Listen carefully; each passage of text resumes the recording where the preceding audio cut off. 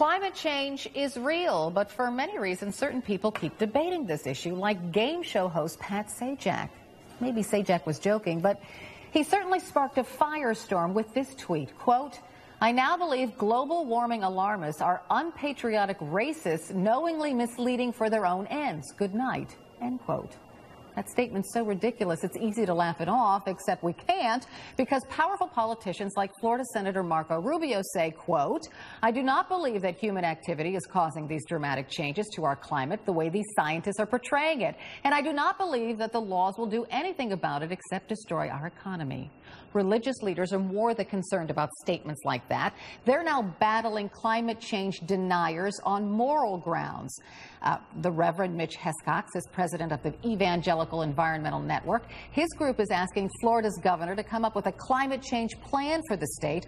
Also with me, Father Edward Beck, a CNN religion commentator who thinks denying climate change is a sin. Welcome to you both. Thank you much. Reverend Hescox, can't we just say it like it is? Climate change deniers aren't listening to scientists, or they're not reading the Bible. They're denying global warming for purely political reasons, right? Well, they may be, but I think that's one of the problems in America today is, in my job, is to cross that bridge. You know, we don't want to beat up anybody, but we want to be that bridge builder that truly offers the love of Christ to help them to realize the serious impact and the serious nature of climate change.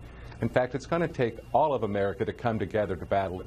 That's why the comments of Mr. Sajak yesterday, even in sarcasm, were hurtful. And I want to pray and lift him up, because we need to get over this angry hatredness and really turn to following the God that I know best in Christ and his love and leading us out of climate change. Tell me why you think scientists are right, Reverend. Well, I think you just have to look at the world around you. I often tell the story of my 87-year-old dad, who was a former coal miner in Pennsylvania. You know, sitting at his kitchen table a little while ago, he just said, all you do is have to look outside.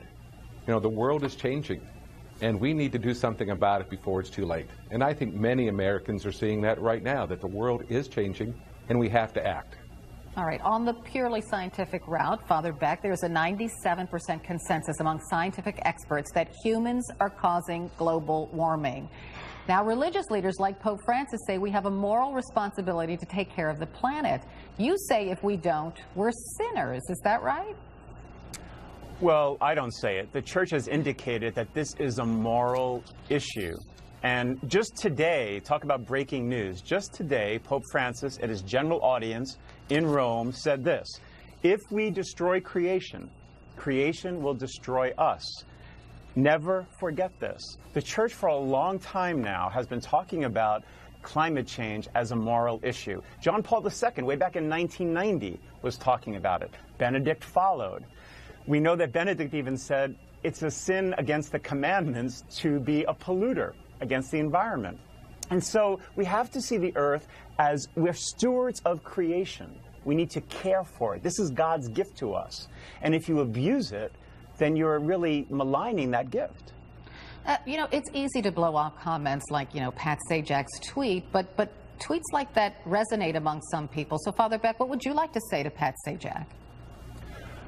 Well, what's interesting to me is the racist, unpatriotic, how you link the two. I think the argument could be made that it is more racist to deny climate change, because those being affected by it are the poor. The global poor are affected most by climate change, not the rich who can afford air conditioning and get around all the deleterious effects of climate change.